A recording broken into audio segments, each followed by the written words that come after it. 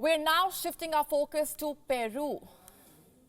The country is in the midst of widespread unrest. The tensions have only been escalating on the ground following 8 weeks of anti-government demonstrations.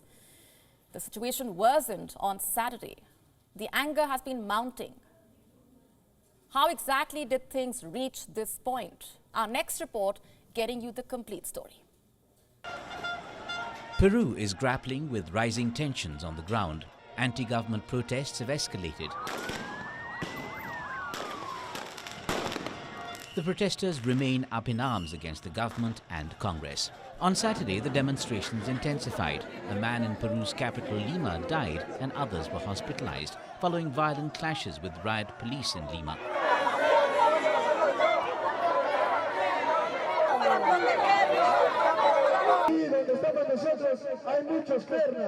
Protesters threw objects at the riot police. The officers responded by firing tear gas and pellets. The nationwide clashes between protesters and police have gone on for 8 weeks. The South American country's political crisis has become worse. The nationwide toll in the protests stands at 58. The demonstration started in early December following the impeachment and arrest of President Pedro Castillo. Congress has refused to speed up the timeline for a presidential election amid the unrest. President Dina Boluarte has expressed regret over the same. Lawmakers had given an initial green light to moving elections from 2026 to 2024, but on Friday voted down proposals to hold the election this year. Boluarte has repeatedly backed moving up elections as the protesters call for her resignation. A motion to move elections up to April 2024 passed one vote and has a final vote in February. On Sunday, the Peruvian President Dina Boluarte urged lawmakers to reconsider a proposal to advance elections to later this year, promising she would propose a constitutional reform to move general elections to October if lawmakers fail to do so. Ladies and gentlemen of Congress, you have to understand your historical responsibility. Tomorrow you have the opportunity to earn the country's trust by seeing to this request that is so anticipated by the Peruvian people.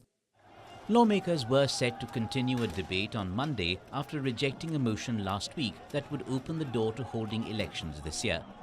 On Saturday, the public anger intensified following the death of a demonstrator.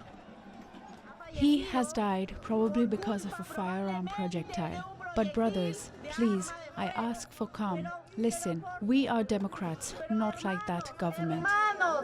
The demonstrators continue to demand the resignation of Boluarte and the members of Congress. The Congress has its back to the people. What the Congress can decide no longer interests anyone. They also want an early election and justice for those who died during the protests. Other demonstrators demand the freedom and reinstatement of Castillo to the presidency. WION now available in your country. Download the app now. Get all the news on the move.